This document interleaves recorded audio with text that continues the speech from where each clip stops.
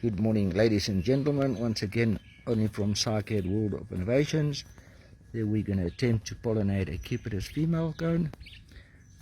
After removing some of the scales, you can clearly see the gaps where the scales opened up, making the cone ready for pollination. Now, another question that was asked, how do we stop cross-pollination? That'll be a story that will be written within the next week or so. A couple of years ago, we started spraying the female cones before pollination, otherwise the mealy weevil and the wheat weevil will damage your seed. And the weevil that naturally pollinates plants in nature will lay the eggs in the seed, and over the years, moons ago, you lost more and more seed. At one stage we started spraying the female cones a week or two prior to the female opening up for pollination, and thus preventing the weevils to come close to damage the cones or to lay the eggs inside the seed. And a couple of years later we started getting the moth that we'll also put it in the article,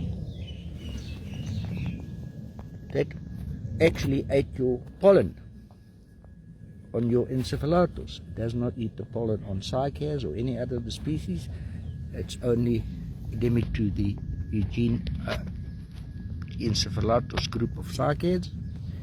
Even if you put the male pollen on the female, if you get back 3 days later, you'll get the brown worms there eating your pollen.